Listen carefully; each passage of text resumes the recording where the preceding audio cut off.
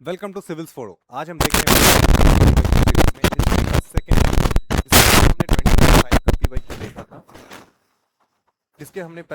इसके पहले वाले वीडियो में हमने 2025 का पीवाईक्यू देखा है। अब हम 24 और उसके पीछे के क्वेश्चंस देखेंगे, और उसमें साथ ही साथ हम बहुत सारे एग्जाम्स के क्वेश्चन देखेंगे, क्योंकि 25 में हमने सिर्फ यूपीएससी का प्रीलिम्स देखा था।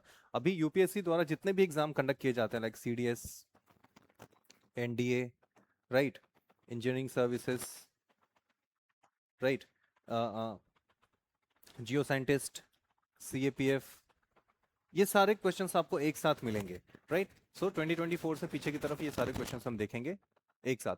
और इसका फायदा ये है कि आपको ये पता चलेगा कि हिस्ट्री में कौन से क्वेश्चंस इंपॉर्टेंट होते हैं, क्योंकि हिस्ट्री इज वेरी फैक्चुअल। सो आप सब कुछ याद नहीं कर सकते, बट कुछ ऐसे स्वीट पॉइंट्स हैं जिसको आप याद करके आप एग्जाम में अच्छा कर सकते हैं। Right, so this is the main am here. So with this we'll start and we'll go to the first question. पहला क्वेश्चन है CAPF 2024 में, right? First question says, consider the following statements about the Dutch trade in Mughal period. Mughal period में Dutch trade के बारे में बात हो रही है। आज चैप्टर हमने जो लिया है एक्चुअली एडवेंट ऑफ यूरोपियंस, हमने स्टार्ट किया है मॉडर्न हिस्ट्री से, बिकॉज मॉडर्न हिस्ट्री का वेटेज बहुत ही ज्यादा है एग्जाम में।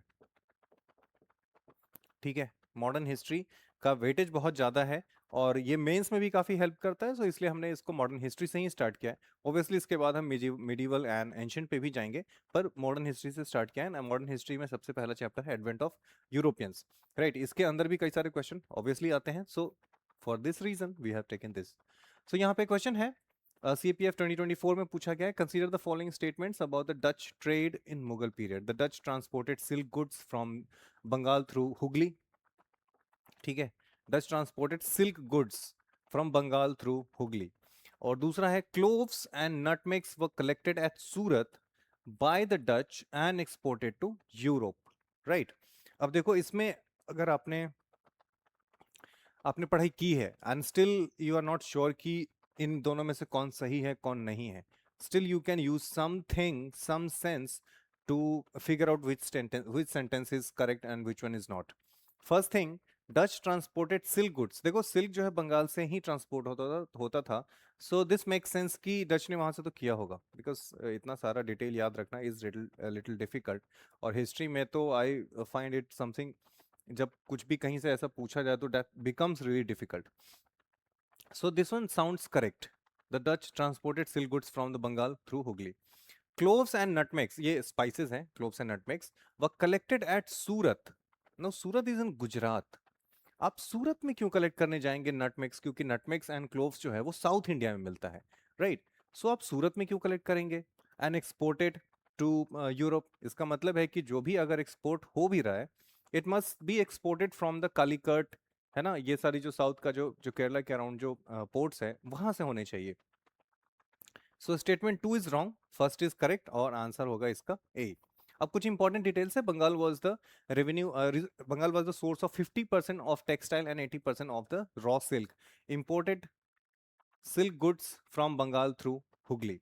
हुगली के थ्रू, हुगली के पास से यहाँ पे पोर्ट्स थे जहाँ से हम दुनिया में हर जगह इसको एक्सपोर्ट कर रहे थे। हम नहीं कर रहे थे एक्चुअली, हम ही कर रहे थे, पर वो ट्रेड आकर के बाद में जब Europeans came, they actually captured the trade routes, है ना, ट्रेड पॉइंट्स जहां से हम ट्रेड कर रहे थे, अब उसको हटा करके अब उन्होंने अपने लोगों को बिठाया एंड दे स्टार्टेड ट्रेडिंग, तो उन्होंने पैसा बनाना स्टार्ट कर दिया। So this is point. The Dutch use the port of Batavia, Batavia है ये जकार्ता में, जहां से वो क्लोव्स एंड नटमेग्स को एक्सपोर्ट करता था।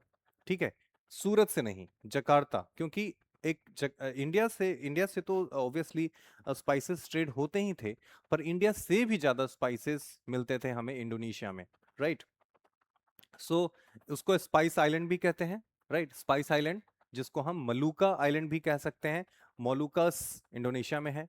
राइट, इसको मलुकास भी कहते हैं, मलुका आइलैंड भी कहते हैं। राइट, इंडोनेशिया में only place in the world where valuable spices grow naturally.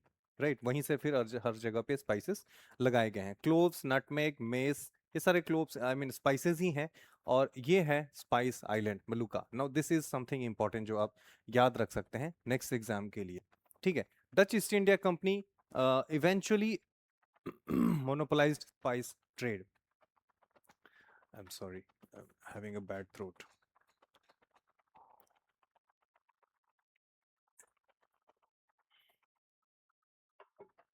Okay, we'll continue. So, Spice Island is important thing here, right? आगे बढ़ते हैं. Second question. Again, India में पूछा गया है 2024 में, right? Question says, consider the following statements about the arrival of tobacco in India. Tobacco के बारे में बात हो रही है, खैनी जिसको कहते हैं, ठीक है? So, tobacco plant arrived first in the Deccan. Okay, tobacco spread to northern India in the early years of the 17th century. अब देखो टोबैको जो है वो इंडिया का नेटिव प्लांट नहीं है, right? Tobacco is not native to India, ये बाहर से लाया गया है. कौन ले गए? पोर्चुगीज लेके आए थे. पर उसके लिए कुछ और डिटेल हम देख लेते हैं. ठीक है, tobacco first introduced by the Portuguese in 16th century. Obviously Deccan में आएगा पहले. Tobacco spread to the northern India in early 17th century. Tobacco was introduced to India by the Portuguese traders from the Americas, यानी कि वो America से Europe लेके जाते थे टोबैको, फिर वहां से इंडिया लेके आते थे. सो ये उनका ट्रेड रूट था. टोबैको उन्होंने यूज किया क्योंकि यहाँ पे कुछ नए चीज इंट्रोड्यूस करेंगे तो ही वो ट्रेड कर पाएंगे, क्योंकि उनके पास कुछ देने के लिए था नहीं. Actually British when came to India to for trade, तो उनको कुछ देंगे तभी तो यहाँ से कुछ लेके जाएंगे, राइट? सो उनको अगर पैसा देना पड़ेगा, that became very difficult for them. So उन्होंने क्या किया कि नए नए जगह जाकर के वहां पे लूटा, वहां की चीजें लाके यहाँ दिया, फिर यहाँ से लेके गए अपने पास. सो ये उनका ट्रेड ट्रायंगल था, राइट? सो दिस टोबैको उन्होंने इंडिया में इंट्रोड्यूस किया, फिर वो टोबैको यहाँ पे बेचते थे, फिर यहाँ से चीजें खरीद के ले जाते थे. So this was their trade trade practices, ऐसा कह सकते हैं. सो इसका आंसर क्या हो जाएगा? इसका आंसर हो जाएगा टोबैको वाज, ये डेक्कन वाला सही है, tobacco was northern in 17th century, दोनों ही सही है. तो इसका सी इसका आंसर हो जाएगा, राइट? सो टोबैको से आप एक चीज यहाँ से इस क्वेश्चन से एक चीज आप नोट कर सकते हैं कि टोबैको पोर्चुगीज ने इंट्रोड्यूस किया इंडिया में. टोबैको अमेरिका से लेके आया था 16th सेंचुरी में, डेक्कन में एंटर करता है टोबैको, और फिर वहां से नॉर्दर्न इंडिया की तरफ मूव करता है टोबैको, और अभी तो पूरी इंडिया में ही टोबैको हर जगह मिलता है, बहुत सारा यूज है इसका. Abdul Razak, an ambassador of the ruler of Persia, was sent to Calicut in the 15th century. He was greatly impressed by. ठीक है, अब इसमें क्या है कि जो आंसर जो बुक्स में दिए हैं, उन्होंने दिया है climate sorry fortification of the Calicut, ये दिया. फोर्टिफिकेशन से वो इम्प्रेस था. बट फोर्टिफिकेशन से क्यों? Calicut is known for spices of the place, ठीक है, high high quality spices. Spices के लिए कालीकट जाना जाता है, not for the fortification. So obviously fortification नहीं, स्पाइसेस होगा इसका राइट आंसर. बट लेट्स सी, कुछ और डिटेल भी है शायद.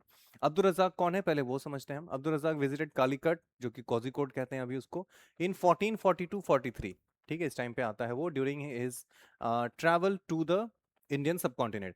His account highlights commercial prosperity India की, यानी कि कालीकट की कॉमर्शियल प्रॉस्पेरिटी के बारे में बात करता है, इंटरनेशनल ट्रेड के बारे में बात करता है, and spice trade, paper specially. ठीक है, काली मिर्च जिसको कहते हैं पेपर. सो अब एक यहाँ पे ये भी है कि बहुत सारे लोग कहते हैं कि before British there was no India, and you see international trade. Actually जब ब्रिटिश आते हैं इंडिया में, उस समय इंडिया का जो कंट्रीब्यूशन है वर्ल्ड जीडीपी में वो 25% के पास होता है. And British when left, this contribution comes to around 3% या उससे भी शायद कम है. ठीक है, सो ये उनका इकोनॉमिक कंट्रीब्यूशन है ब्रिटिश का. ठीक है, तो ब्रिटिश अंपायर ने इंडिया से सब कुछ लूटा है और यहाँ की पूरी जो इकोनॉमी थी उसको तहस नहस कर दिया है, और उसकी वजह से हम अभी भी वे स्टिल रिकवरिंग. ठीक है, so commercial prosperity, international trade and spice trade, pepper. Abdul Razzaq के बारे में और भी कुछ है. अब्दुल रज़ाक का पर्शियन एम्बेसडर, जो कि क्वेश्चन में ही लिखा गया है, विजिटेड कालीकट एंड विजयनगर. ठीक है, दो जगह ये विजिट करता है. So this two things are important. Calicut और विजयनगर दोनों करता है विजिट, और पर्शियन एम्बेसडर भी है वो. ठीक है, नेक्स्ट देखिए, which one of the following European explorer conquered Mexico. Now ये क्वेश्चन थोड़ा सा अजीब सा है, क्योंकि ऐसे क्वेश्चंस मोस्टली तो नहीं देखने को मिलते हैं, पर थोड़ा सा नया सा है. लेट्स सी क्या कहता है ये, कि which European explorer conquered Mexico. Mexico, ठीक है. वास्को द गामा तो इंडिया में आया था, तो ये नहीं होना चाहिए. मैगलन जो है वो इंडिया जो वर्ल्ड का जो सर्कम नेविगेशन करता है. Bartholomew Diaz and Hernan Cortes. ठीक है, हर्ना कॉर्टेस. अब इसके बारे में देखिए, Hernan Cortes conquered actually Mexico. He defeated the Aztec empire.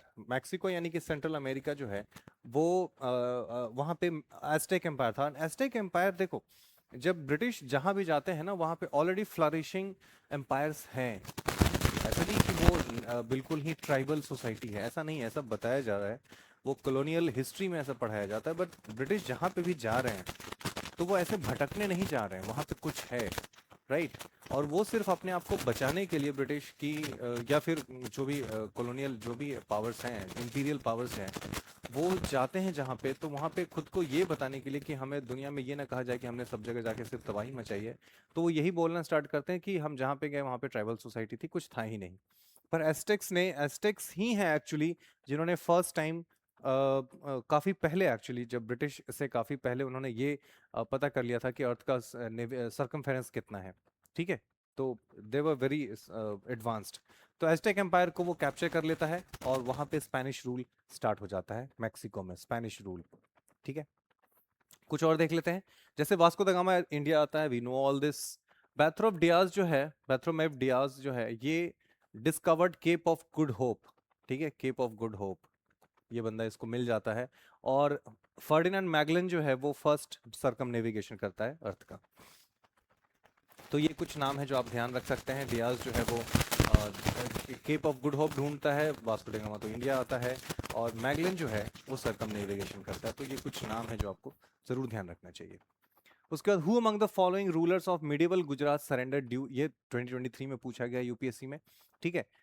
To Portuguese, due कौन पोर्चुगीज को देता है? अगेन ये क्वेश्चन मुझे लगता है एग्जाम हॉल में तो 99% लोगों ने नहीं किया होगा, क्योंकि किसी को पता नहीं था, इतना डिटेल तो कोई जाके नहीं पढ़ता, right. Let's see. Bahadur Shah, इसका आंसर एक्चुअली बहादुर शाह ही है। Bahadur Shah of Gujarat ceded Diu to the Portuguese in 1535, ठीक है। दमन एंड दीव में से दीव जो है वो पोर्चुगीज को देता है 1535 में। Bahadur Shah was under pressure from the Mughals, Humayun से इसकी फाइट चल रही थी, जिसकी वजह से उसको वो चाहता है कि पोर्चुगीज उसके साथ आ जाए, उसकी हेल्प करें, इसलिए वो दीव जो है वो उसको दे देता है। He sought help from the Portuguese to build a fort at Diu and established control over the port. Ahmad Shah, founder of Ahmedabad, Ahmedabad को अहमद शाह के नाम पे ही बनाया जाता है, इसलिए ये फाउंडर कैसे हो सकता है? ऐसा तो है नहीं कि अहमदाबाद अहमद शाह के पहले कुछ था ही नहीं, है ना, जंगल रहा होगा, ऐसा तो नहीं है। सो ऑब्वियसली ये कुछ किया होगा वहाँ पे और फिर उसका नाम हो जाता है कि he founded something, right. So this is very funny. when I study history, I find these details really funny, right? आगे, at which one of the following places did the Danes establish their settlement in India? Danes ने कहाँ कहाँ पे किया? सो इसमें है चिंसूरा है, माहे है, माहे में तो फ्रेंच होंगे, ठीक है, कराईकल में भी फ्रेंच होंगे। अब आप इसमें और इसमें शायद कर सकते हैं कंफ्यूज खुद को कि कौन सा आंसर होना चाहिए, right. The answer is Tranquebar. और अब हम कुछ डिटेल देखते हैं। डेन्स 1620 में established their main settlement at Tranquebar, जो कि जिसका ये नाम है थरंगाम्बादी, थरंगाम्बादी ये नया नाम है उसका, ठीक है। चिंसूरा डच सेटलमेंट हुगली में है, राइट, तो ये बंगाल में हो गया। कराईकल फ्रेंच सेटलमेंट, माहे फ्रेंच सेटलमेंट, एंड बिल्ट। अब जो ये जो फोर्ट बनाता है उसका नाम होता है डैंसबॉर्ग फोर्ट, डैंसबॉर्ग डैंसबॉर्ग फोर्ट, ठीक है। ये इस फोर्ट का नाम है जो डांस बनाते हैं 1620 में, राइट। सो ये चीज आप ध्यान रख सकते हैं, Tranquebar. Name the battle in which Travancore king defeated the Dutch in 1741। ये आई थिंक बहुत ही इजी है, CDS 2023 में पूछा गया है, और ये वाला जो बैटल है ये तो बहुत बार पढ़ाया जाता है, ठीक है।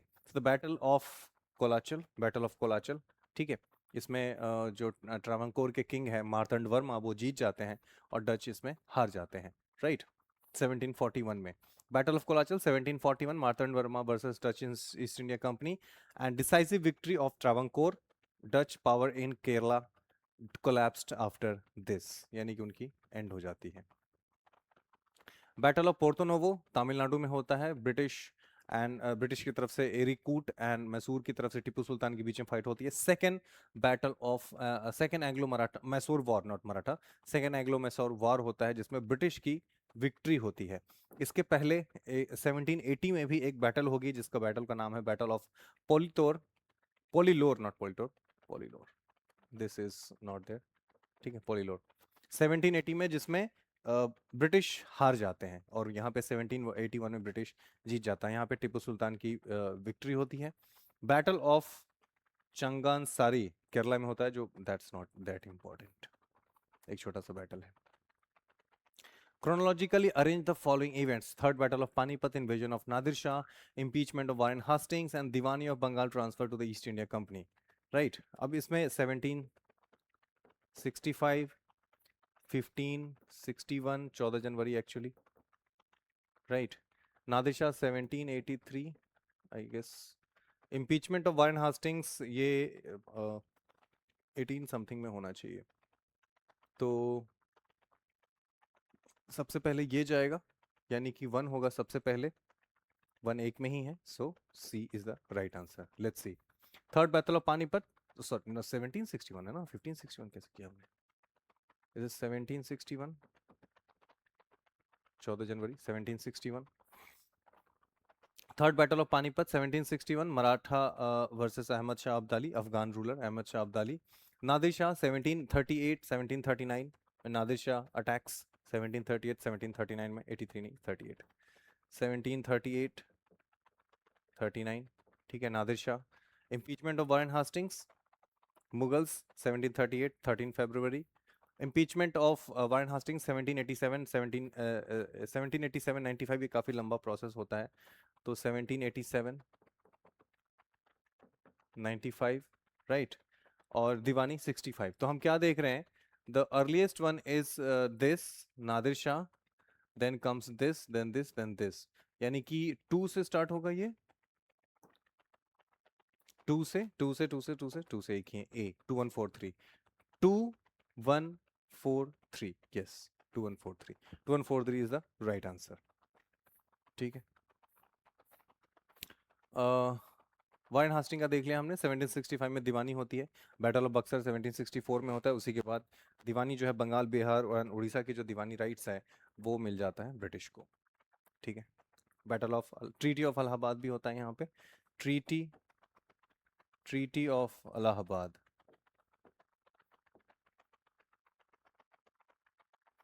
Treaty of Allahabad. ठीक है. नेक्स्ट है with reference to Indian history consider the following statements. 2022 में पूछा गया है. The Dutch establish their factories warehouses on the east coast on the land granted to them by the Gajapati rulers. Gajapati rulers नहीं, मुगल्स से लिया था उस समय. गजपति एक्चुअली रूल्ड इन ओडिशा, और उस समय मुगल्स रूल कर रहे थे जब ब्रिटिश आए थे. तो Afonso de Albuquerque conquered Goa from Bijapur सल्तनत, ये सही है, बीजापुर से गोवा लिया था. सो सेकंड सही है, तो यानी कि इन दोनों तीनों में से कोई एक होगा, ये नहीं होगा. ठीक है.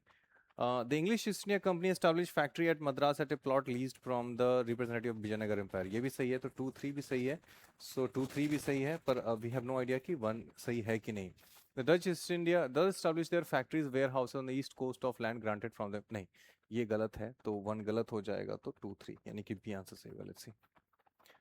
गंगा डायनेस्टी उड़ीसा में है. ठीक है. उसके बाद हम आते हैं सूर्यवंशी गजपतीस, ये इस गंगा डायनेस्टी के बाद रूल करते हैं Gajapatis. Dutch establish their first factory in Masulipatnam Andhra Pradesh. Right. So उस समय वो जो लेते हैं वो गजपति से नहीं, मुगल से लेते हैं. Right. In January 1510 Alfonso attack Goa under Bijapur. So ये सही है कि बीजापुर से वो लेते हैं. In 1611 British establish their first factory in south India at Machilipatnam, ये ब्रिटिश का है. और उस समय जो लीज पे लेते हैं that comes from Vijayanagara empire. So 1639 में होता है वो. सो on that basis 1 is wrong and 2-3 correct, so 2-3 is the right answer, so B is the right answer. ठीक है. अब ये इतना सारा फैक्ट्स याद रखना इज इम्पॉर्टेंट, क्योंकि अगर आप जब इसको इसको इस चैप्टर को तैयार करोगे तो उस समय ये बहुत इंपॉर्टेंट हो जाता है कि जो एडवेंट ऑफ यूरोपियंस है, तो उसमें कौन सा यूरोपियन जो इन्वेडर है वो जब आता है तो कहाँ पे रुकता है, किससे उसने कैप्चर किया, ये सब चीज़ें आपको सारे डिटेल्स, अगर फाइन डिटेल्स याद रखेंगे तभी आप ये सारे क्वेश्चंस कर पाएंगे, otherwise it will be difficult. ठीक है. नेक्स्ट है which of the following statements about agency house is are correct. now this is a new term जो कि काफी इंपॉर्टेंट है आने वाले एग्जाम्स के लिए. ठीक है. इसके पहले एजेंसी हाउस जैसा वर्ड किसी भी क्वेश्चन में यूज नहीं किया गया है. राइट. क्या है ये? They were important commercial formations in the late 18th and 19th century India. The operation of managing agency remained confined to Calcutta. Now this is difficult, ठीक है। तो वैसे तो इसको दोनों स्टेटमेंट सही है, but let's see. Agency houses trading companies होती थी, ठीक है, involve in all financial dealings for export, right, पैसा वैसा देते होंगे। The operation of the agency house was confined to Kolkata only, so इसलिए सेकंड भी सही है और पहला भी सही है। सो इसका important commercial formations in the late 18th and 19th century, जो कि सही है। And operation of managing agencies remain confined to Calcutta, वो भी सही है। सो इसका बोथ सही है, यानी कि सी इसका राइट आंसर होगा। पर एजेंसी हाउसेस इसके पहले मेंशन नहीं किया गया है, सो आपको ये पता होना चाहिए कि एजेंसी हाउसेस क्या होते हैं, अदरवाइज एग्जाम में इसको देखे जाने के तो चांसेस बहुत ज़्यादा हैं, ठीक है। नेक्स्ट देखते हैं। Where in South India did the British East India Company construct a trading post in 1639? South India British east India company construct A trading post इन 1639। 1639 में कहां पे इनकी ट्रेडिंग पोस्ट बनती है, ठीक है। 1639 British constructed a trading post in Madras, Madras Madraspatnam जिसको चेनापत्तनम भी कहते हैं, ठीक है। The company bought the right of settlement from the local Telugu lords, Madraspatnam. तो इसमें मद्रासपत्तनम होगा, Madraspatnam, yes, Madraspatnam, B is the right answer, right. अब ये काफी डिटेल्स हैं, too much details I would say, ठीक है। 11th, नेक्स्ट देखते हैं। आई थिंक लास्ट होगा। Which one of the following areas was acquired by the British under treaty of Deogaon, Deogaon, treaty of Deogaon में कहां से इन्होंने, which of the following areas was captured? Murshidabad, Cuttack, Surat, Calicut, right. Now see, in the third Anglo Maratha war Bhonsle signed the treaty of Deogaon, treaty of Deogaon यानी Anglo Maratha war के time पे sign किया जाता है 1803 में। As per the treaty the English acquired Cuttack, Balasore and area of Wardha river, ठीक है। कटक यहां से ये कैप्चर करते हैं, so Cuttack should be the right answer. So A is going to be the right answer, ठीक है। सो इस तरीके से हमने ये देखा एंड दिस इज इट। ये छोटा वीडियो था, इसके अंदर क्योंकि एक अगर सारे क्वेश्चन लेते हैं इस चैप्टर के तो बहुत सारे क्वेश्चन हो जाते, तो इसलिए इसमें 12 क्वेश्चंस है। नेक्स्ट वीडियो में अगेन 12 क्वेश्चंस होंगे। और इनसे आपको ये समझ में आ रहा है कि हमने क्या देखा कि मोस्टली क्वेश्चन ये है कि जो उन्होंने अपनी फैक्ट्रीज जहां जहां पे सेट करी है उसके बारे में क्वेश्चन है। कहाँ पे सेट की है, जमीन किससे लिया है, वहां पे कौन रूल कर रहा था उस समय, बस यही सारे पॉइंट्स पूछे जा रहे हैं from the chapter advents of European, right. अब इसी चैप्टर में और ये देखेंगे 12 क्वेश्चन अगेन होंगे वहां पे, और वहां पे हम ये देखने की कोशिश करेंगे कि अगला चैप्टर जो आएगा, आई मीन इसी का जो नेक्स्ट पार्ट है उसके अंदर कैसे कैसे क्वेश्चन हमसे पूछे जाते हैं और कहाँ पे उनका फोकस है, कौन से एरिया पे हमें फोकस रखना चाहिए नेक्स्ट एग्जाम के लिए। And with this I am signing off, see you in the next video.